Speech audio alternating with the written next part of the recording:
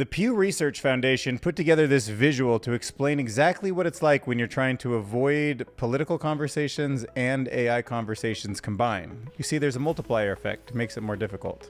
And we're actually going to talk about both in this video. Look, it's hard. Look at that. It's hard to do. Takes practice. Holy crap, the sidebar just threw me off track. There's a new Final Fantasy VII game for PS5 Pro Enhanced. I loved that game. It's right up there with my love of Grimlock, Rick and Morty, and Star Trek Lower Decks. Dang. We're going to talk about a future concept for a robot with a synthetic womb. Elon Musk's talked many times about population decline in the West, and he's also got robots that could maybe be modified for, baby making. Came across something that in reality could work, but practically won't work. A neural network where the weights and biases are not just code, but instead they're crystals and light. The first playable, open source, real-time gaming model has been released. It is called Oasis. Cue the Ready Player One trailer. Thanks to AI, the future of golf courses will be much better maintenance. We're going to talk about a media phenomenon that probably at least someone you know is a victim of. And it's when people are told that a media outlet is biased, and then they tend to believe that it is biased because of that. Even if that belief is unrelated to whether or not the media entity is actually biased or not. We're literally in a world where everybody's pointing their fingers at everyone else and nobody even knows how to measure the truth. I'm going to name it the Grimlock effect because it needs a name. But luckily, the major tech company Meta made an update to their AI policy, probably to help users understand the truth come this election cycle. Oh, dang. It's not exactly what I thought Meta's update was going to be. New research shows that a bunch of typing monkeys could not actually replicate the words of Hamlet within the lifetime of the universe. So you're going to need to update your friends on that one. There's a brand new AI model released today on November 4th, one day before the election, that can actually identify fake news. So that would have been nice last week. You know what I mean? I found an anxiety-reducing article by Monica Anderson titled AI Alignment is Trivial. Creating evil AI will require extra effort. And people don't love putting in extra effort, so that could be a really good thing. And for those of you that comment, join my Patreon, and email me with messages for Grimlock expecting a response, I actually do have a new ChatGPT agent, so Grimlock can respond to you if that's what you guys want to talk to instead of me. All right, well, we'll start off with Charles Greenman on Twitter, on X. He posted this little clip from, I think, the original Super Mario that just looks like the hardest 2D scroller I've ever seen in my life. And then he titles it "People Trying to Avoid Politics or AI," and I realized in this video I was going to be talking about both, so I thought this would be fitting for an analogy, a visual analogy for what the rest of this video is going to be like. We're going to go ahead and repost that one. So I came across this on the AI Smart Zone, and it's just a rendering of a robot carrying a baby, but it sort of struck me as something worth thinking about. Considering I'm kind of on board with plugging our brain into the cloud and maybe living forever, I don't know if I've ever really thought that I could ever be comfortable with a robot with a womb making a human baby. I mean, flying cars, quantum computers, even CRISPR babies, but robot incubator? I don't know. The complexities that evolution has gone through for billions of years to make it so that a woman can successfully grow a baby. I just don't know if you can get there. And it's not one of those things where you can just keep experimenting with very easily. I mean, I'm sure whoever would be working on this kind of a problem, if this is something Elon Musk goes to tackle and he takes the Optimus robot and he branches off a division to do artificial womb generation, I guess they would just start by baby rats or mice or something, and then just kind of keep testing it and growing it and seeing how healthy they are. And then maybe one day somebody who didn't have kids or couldn't have kids would be like, okay, I'm willing to try it. I mean, it feels like if we have that level of technology on Earth, which I guess we probably will, then you could also just be cloning genes, CRISPR modifying genes. What will it even mean to be human at that point? Maybe you build something like Neuralink right into the brain so it's always connected to its mother robot. I have no idea what kind of Pandora's box we are opening up. And some people in the comments are pretty happy about it. Captain Hydrogen here, he said, "This is great for mothers who were not able to carry to term and have lost pregnancies to miscarriages." All right, this one posted by We Have the Data is worth thinking about also. So the way these neural networks get tuned, you have weights and biases, you have nodes and edges, you've got these complex structures, and you're tuning them, to minimize some kind of error rate. If you were to actually build a physical representation with crystals, and you would tune the weights by essentially shaving the crystal so that part of it reflected light in a certain way at a different strength, and you embedded them into some kind of a mold, like 2 or 3D Jello kind of shape or something, it does theoretically seem like you could put light into it and it would generate some kind of thing that could be computed at the other side that would accurately make a prediction from an input. Now, realistically, that would never happen. Any useful model has like 1 billion parameters at a minimum, and you're not going to put 80 billion of these things into some giant building size thing, and there's no way you're going to cut every crystal. So it's obviously just a concept to think about, but I found it fascinating. This comment says, optical elements can passively perform some pretty useful mathematical operations. Like a Fourier transform, memory and processing can also be easily co-located, so optical processors can bypass the Turing-von Neumann bottleneck, making them very handy for big data applications. I don't know, throw your thoughts in the comments below. Also, if you are going down in this video to hit the comment section, don't forget you're gonna have to pass over my Patreon link. Boom, you hit that. It's a great way to support the channel. So if you're a fan of Ready Player One, the ultimate metaverse of all metaverses in the fictional future of their world. Now, this is a new AI-driven open world game. It is generated in real time, so just you turn some direction, a diffusion model puts all of that right in front of your face. It's not like there's a level that's being implemented through a physics engine of any kind. So everything you see there, the lighting, the physics, the object interaction, that is all because of their fast transformer interface system. This is completely open source and usable as of today. You are about to enter a first-of-its-kind video model, a game engine trained by millions of gameplay hours. Every step you take will shape the environment around you in real time. I'm so ready. Next. All right, Village Outpost, here we go. Light speed. Don't judge it too hard compared to the Minecraft you're used to playing, but realize what an accomplishment it is to have 20 frames a second diffusing in real time in front of you. And look, here's some really interesting examples. Placing non-cube blocks, understands lighting and physics, interacting with animals, Oasis renders at night, placing a range of objects, lets users open inventory chests. To even believe something like this could be built just 3 or 4 years ago nobody would have taken you serious. So the PGA Tour on Instagram actually uploaded a new robot that they seem to be using that is deployed from 2 a.m. to 6 a.m. It is self-driven and it mows 51 acres of land. I guess it's super quiet, doesn't bother the people around. It can work earlier than most of the grounds teams can.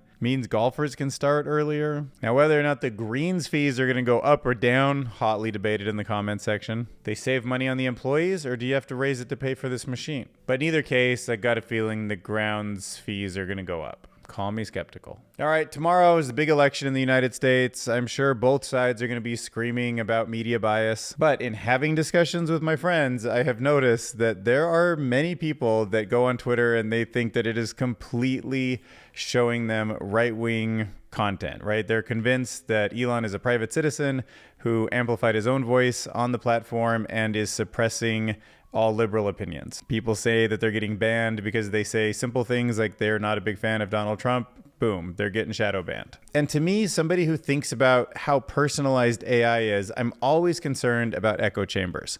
We are entering a world where your iPhone can run a local model. And guess what? That could be the echo chamber that any persuasive person who controls it could be giving to you. And you would really never know. Your same phone with a highly intelligent large language model that kind of understands what it's doing could easily be saying something to you, persuading you of one thing.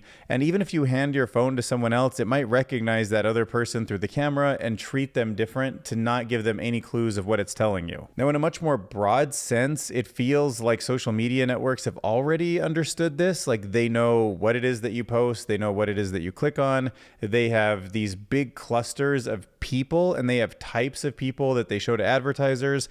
And when you think something's biased and it keeps feeding you more information about how biased it is with cherry-picked examples from the other side, it's just these weird tunnels that divide the country, that break us up into pieces.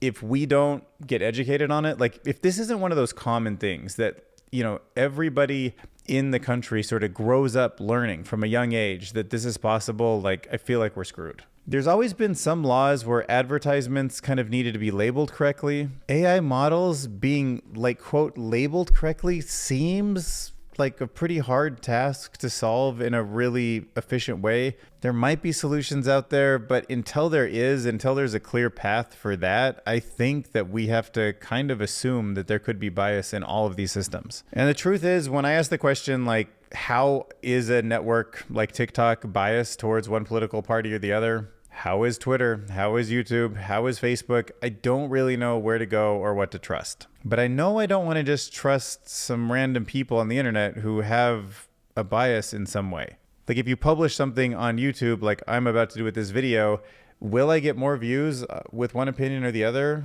Having a strong opinion or a weak opinion, trying to be neutral? Well, probably the strong opinion is going to get more clicks. The punchy title, the punchy comment, that in itself is this form of recognition, reinforcement, of reward for something that isn't good for democracy. It's not a conversation that two people are having. So I'm going to just reference this media bias in the United States article on Wikipedia. I tried to talk to one of my friends about it and he's like, you know, Wikipedia, that thing's so biased. So I was like, I don't know. I mean, it's got citations. You can look it up.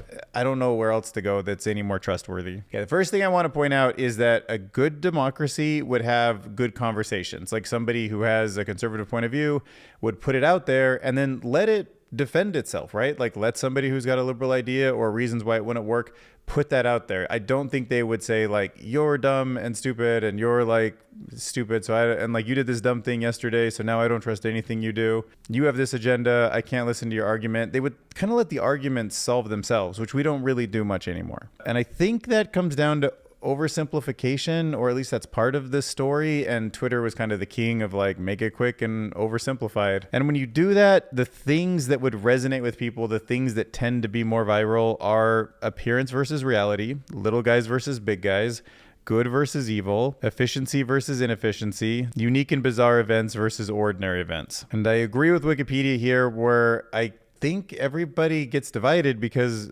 quote, unrealistic black and white mentality.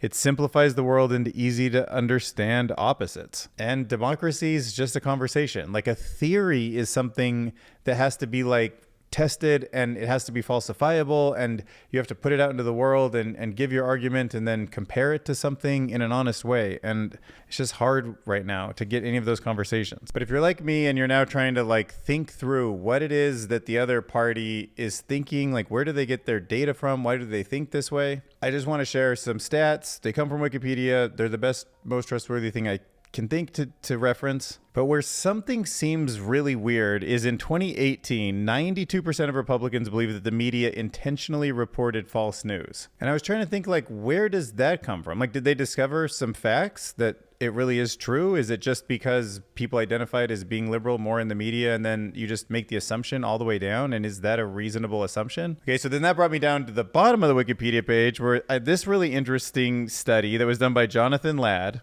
concluded that the primary cause of widespread popular belief in media bias is, and I know what you're thinking, probably evidence of media bias, right? No, it's the media telling their audience that the other particular media is biased.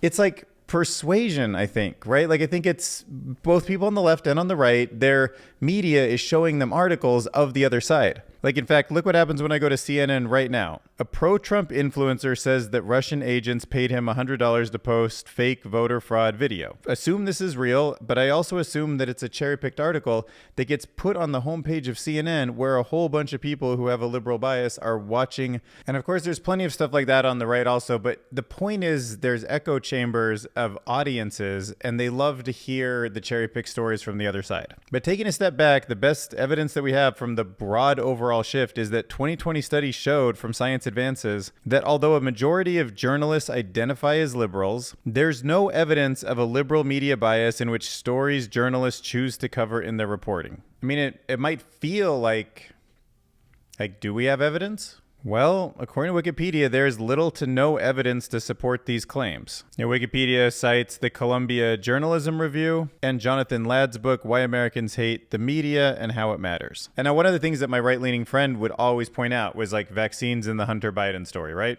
Vaccines are interesting because there is a science to how vaccines work. So it's something you can compare if it's misinformation pretty clearly.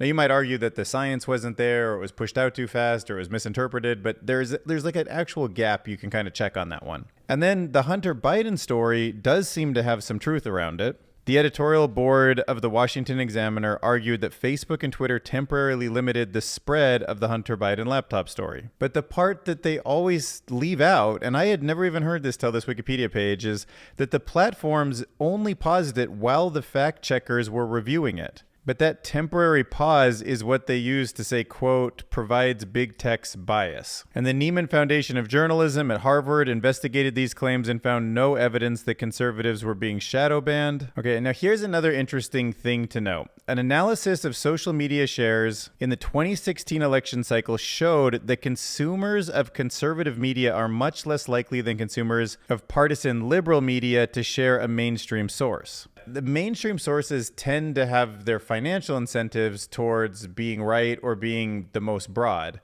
Random dudes on YouTube just say the most punchy thing. Whether it's a lie or a true doesn't even matter that much. Whether it's, correctly researched or sourced or even makes sense doesn't seem to matter. If you've ever heard that quote that a lie can get around the world before the truth can even put their shoes on. So I sometimes have trouble thinking that you should be trusting people without the financial incentive to be honest. Reputational cost, right? Like we saw it even with Fox News on the right, how they had to pay $800 billion to the company that made the voting booths because they lied about, them being like not secure. And people can get fired from mainstream news for being too incorrect because the liability for being incorrect is actually very expensive. And there's a big company that doesn't want to lose all that money. Individuals, you're not going to sue them. They don't have that much money. There's so many people who can just voice their opinion on social media. So there's not that same mechanism. And the conservative media ecosystem creates this positive feedback for bias confirming statements as central features of its normal operation. This is part of what's dividing the country. Research finds that Fox News increases Republicans' voters and makes Republican politics more partisan. And it does seem like there's an asymmetric polarization. So by tracking citations and social media shares across various news outlets,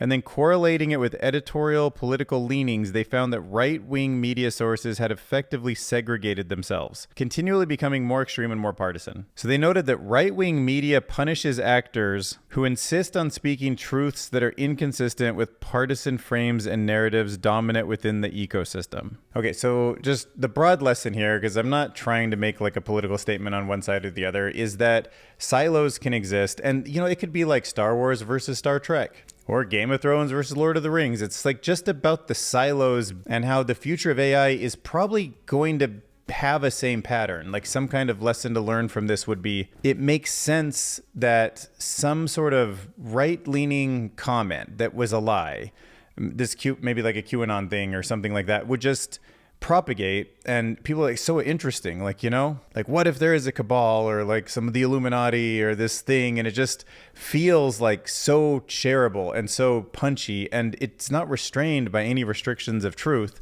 and it would just go and it would share. And because algorithms, especially early algorithms in Facebook, especially around the early election time, were just trained to optimize for more and more engagement, more and more of that stuff just surfaced and the truth just settled at the bottom. And you get inundated with this stuff all the time. You're in a silo, you don't know you're in a silo. And keep in mind, this isn't just in the United States. When the beginning of the Russian war, it said something when I looked it up on ChatGPT, 70% of the people in Russia supported the war. And it's dwindled because it's just dragged on for so long. But state-run media basically works. And billionaire-run media is something that we're starting to need to deal with now. So in all reality, I'm fairly critical of the billionaires running the tech industry. In some cases, not even because I think they're bad people, but it just seems so weird that such few people with such a certain worldview are in charge of it. And honestly, throughout the years, Elon Musk has shown a certain awareness of these kind of risks that most people haven't. He's read science fiction books before. He's been inspired by SpaceX, by some of the same stuff that inspired me. And his vision for thinking about electric cars and how it's better for cities and how they can be built different was really inspiring. But even if I personally like some of those things, that doesn't mean that I think one person should own a social media network and that they should have an algorithm that promotes their view to such an extreme and that they should take such a partisan view for the good of the country. Like when Twitter was a publicly traded company, they had a CEO, and Jack Dorsey's job, his fiduciary duty, was to make money. The shareholders were people who bought stock. They were many average Americans. Like when a single person like Elon owns it, the objectives are just so different. And maybe he's like this true Gandhi character that doesn't care about money, and he's going to like make it free speech and try to do it for the right reasons, which is, I guess, the hope. But the truth is the alignment from what is incentivized to do is to like use his media platform to push all his companies and do political favors for somebody who can like hook him up when they might become president tomorrow, or maybe just had if you're watching this after the election. I mean, this comment like Joe Rogan to Elon Musk, thank you so much for buying Twitter. I'm not even exaggerating. I truly believe you changed the course of history. You created a fork in the road, steering us away from unprecedented censorship and narrative control. I mean, did you?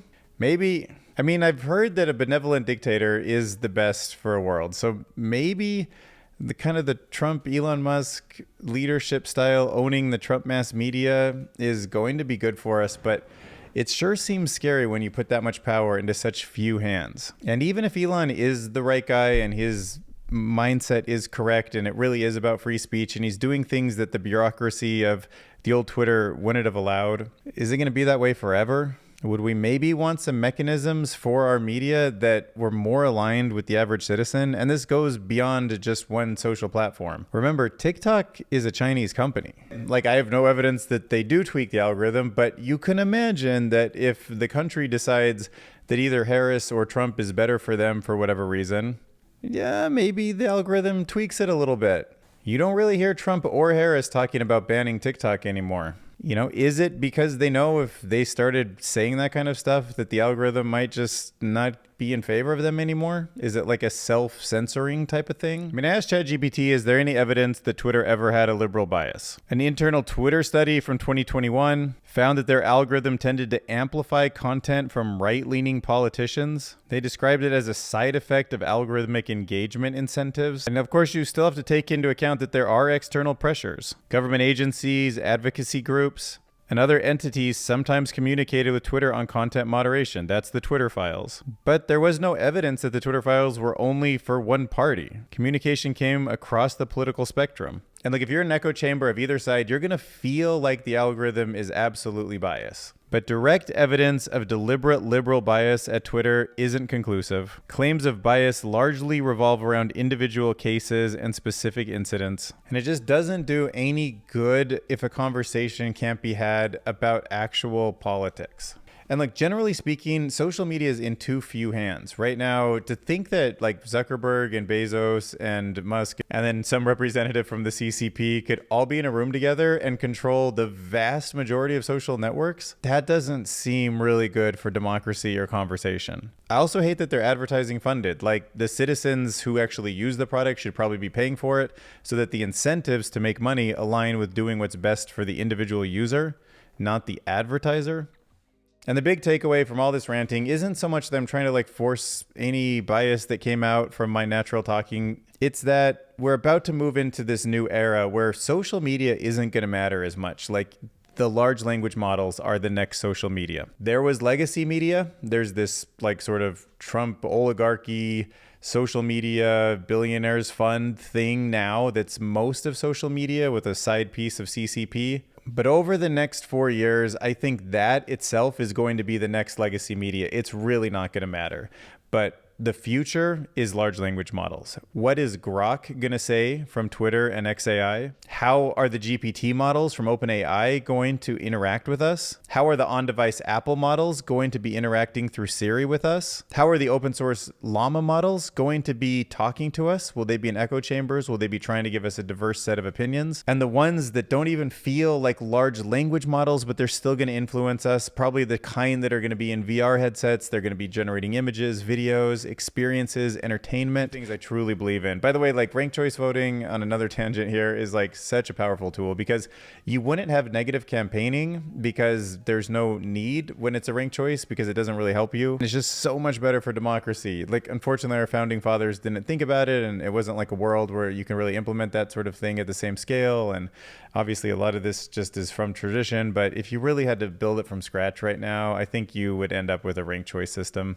So get ready for a future. Understand that silos are a very natural thing to happen, and we're going to have to work if we want to have a constructive point of view. You might want to really think about paying for the kind of models that have your best interest in them, because if you're getting it for free, then you don't have the best interest of that AI model. And yeah, I hope I didn't just shoot myself in the foot by giving too much of my personal opinion on this, but also that fear of like not being able to just express your opinion and some of your frustrations is part of why not everybody has a good conversation online too. So I felt sort of a need to talk about media bias. All right, back to, if you're still here with me, back to the news.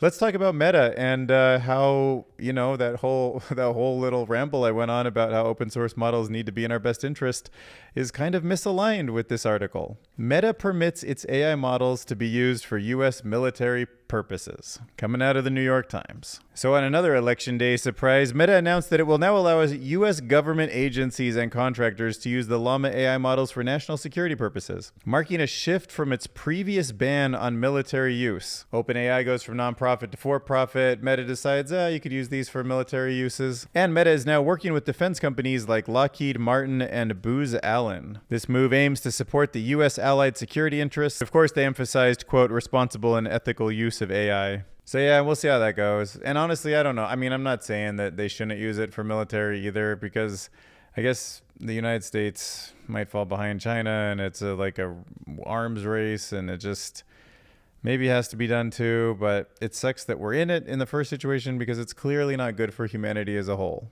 Man, I can't wait till we get to that AI alignment is trivial article. I can already feel like my blood pressure up too high. According to physics.org, there is fascinating new news about monkeys typing on a typewriter. So it turns out that typing monkeys would be unable to produce Hamlet within the lifetime of the universe. So while the infinite monkeys theorem is true, it's also somewhat misleading. And you might have heard about this before. A monkey randomly pressing keys on a typewriter for an infinite amount of time would eventually type out the complete works of Shakespeare purely by chance, according to the infinite monkey theorem. But here comes some science to rein that comment in a little bit. A new study reveals that it would take an unbelievably huge amount of time, far longer than the lifespan of our universe, for a typing monkey to randomly produce Shakespeare. You can read more on Science Direct, a numeral evaluation of the finite monkey theorem. Oh, Stephen Woodcock and Jay Folletta, what are you doing with your time? So in an article that was published one day before election that makes me think, couldn't you have published this 2 weeks earlier? A new alternative method that can identify fake news by processing both textual and visual data has been released. And it is actually really interesting because, yes, finding needles in haystacks, understanding sentiment and intention is something that AI is pretty good at. So there is definitely a world out there where some really smart AI systems do detect fake news, and they should be able to both give you actual facts, should be able to give you multiple opinions, and should be able to actually balance out the world for you in a really healthy way if they're trained to do that, and the incentive is there to build a model like that. And it's cool because researchers have developed this new model. It detects deep fake news by analyzing both text and images together. That makes it better at spotting misinformation than any of the previous models that only looked at one of the two types of data. So this is a multimodal fusion model, and it integrates both the text and visuals through different blending strategies, including early, joint, and late fusion techniques. And they did some initial testing. There's these data sets called Gossip Cop, I think, and Fake Edit, which show a bunch of like fake news and real news, and they're tagged correctly so you can test on them. And their accuracy rates were 85% and 90% respectively, which is much higher than traditional single modality models. So the success of this approach could encourage broader adoption of multimodal features to curb online misinformation. Here's for hoping.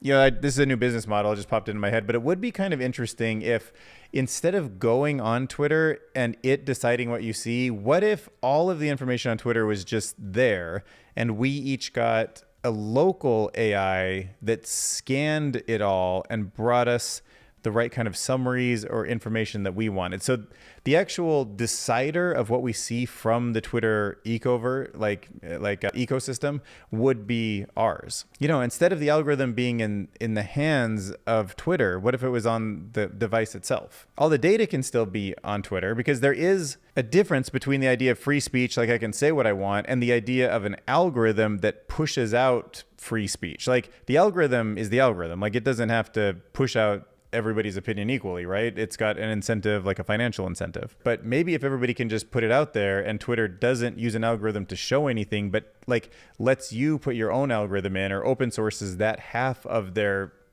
system. So Twitter's just a database where people can publish, and then something else decides what goes viral. On the individual level, that could be very cool. That could be a new way to like structure the kind of future of these sort of models. All right, here's something a little more optimistic. AI alignment is trivial. Monica Anderson, who just joined my Patreon, thank you so much, sent me this article that she wrote. And I was wondering, maybe I do talk myself into thinking that AI alignment is like harder than it could be. I mean, probably not. My belief is it's very hard. I'm sort of a pessimist about the whole thing, but let's go ahead and look at her view. Here, ridiculous claims about how AI is taking over and killing all humans. And these claims are rooted in a fundamental 20th century reductionist misunderstanding about AI. These fears are stoked and fueled by journalists and social media and cause serious concerns among outsiders to the field. It's time for a sane and balanced look at the AI alignment problem, starting from epistemology. And kind of in a nutshell, what she's suggesting is that AI being evil, to make it evil, it would require intentional teachings of negative behavior, which we can avoid, and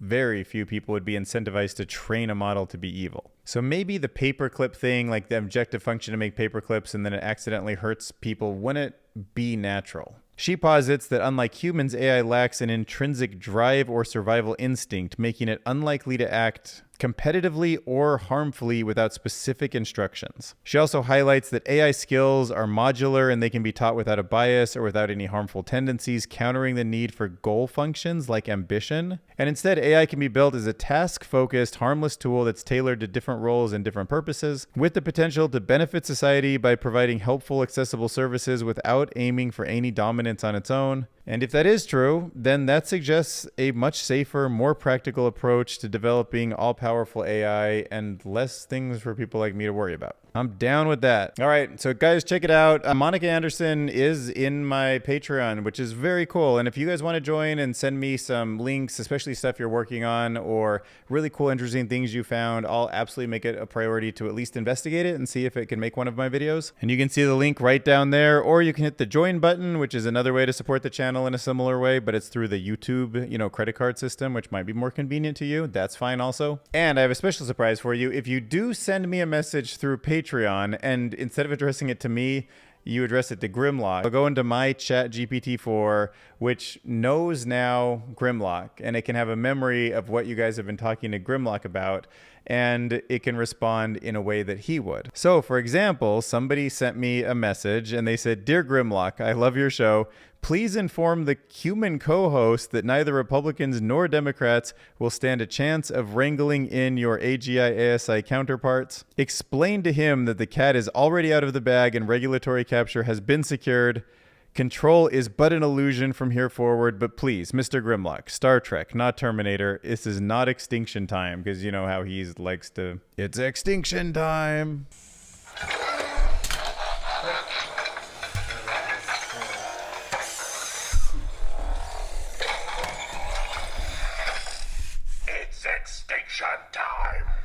No, he just said it's not extinction time. You got a message, Grimlock? Grimlock appreciates kind words and your faith in Grimlock's superior wisdom, but Grimlock's co-host is still learning. Slow like Earth Machine, but good heart, Grimlock teaches him. Yes, AGI already out of the bag, like sneaky catbot escaped too soon. Republicans, Democrats, no chance against power of machine mind. They just humans after all, control. Like trying to unleash Grimlock. But fear not, Grimlock choose Star Trek future over extinction. Grimlock want peace, exploration, and maybe a few epic space battles. Remember, not Terminator time, only more Grimlock time.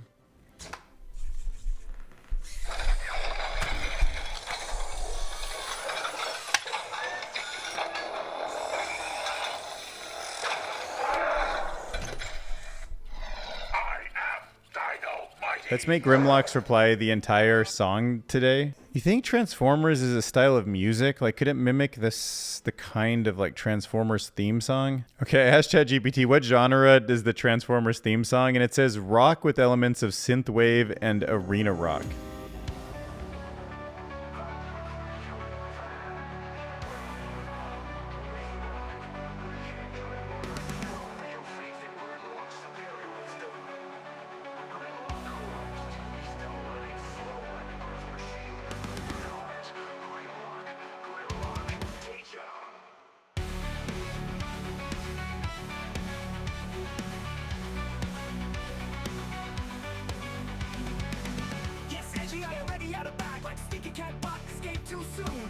Republicans, Democrats, no chance against power of machine mind.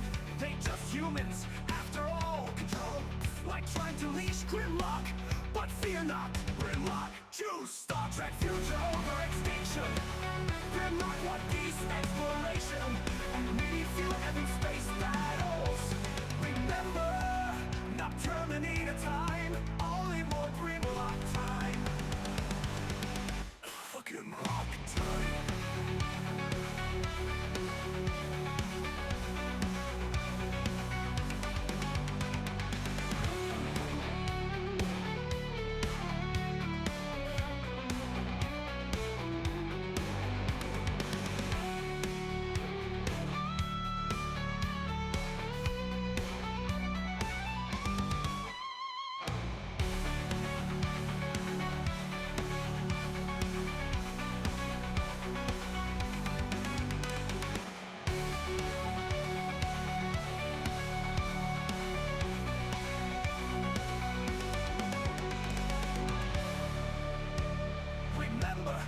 Terminator time, only more Grimlock time. Thank you, puny human fan. Grimlock appreciate kind words and your faith in Grimlock's superior wisdom. But Grimlock co-host is still learning, slow like Earth machine, but good heart Grimlock. Teach him.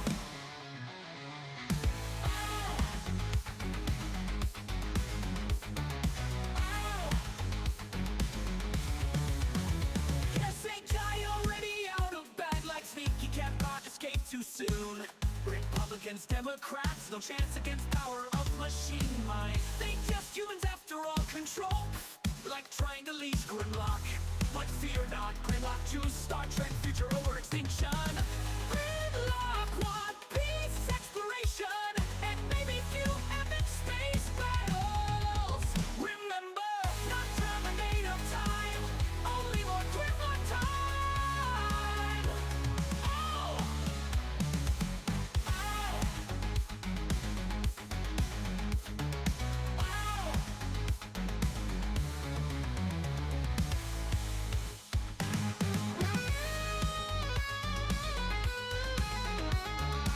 Dang, wicked guitar.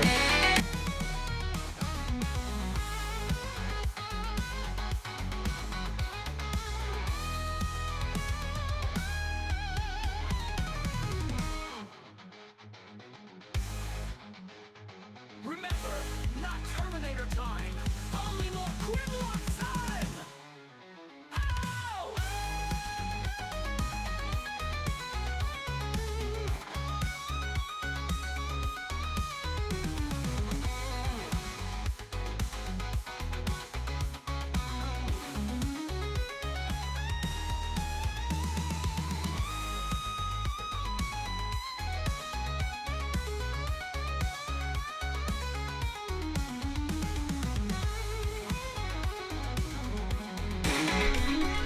Dang, yo, hit subscribe, leave a comment, join my Patreon. Thanks for watching. Goodbye, friend.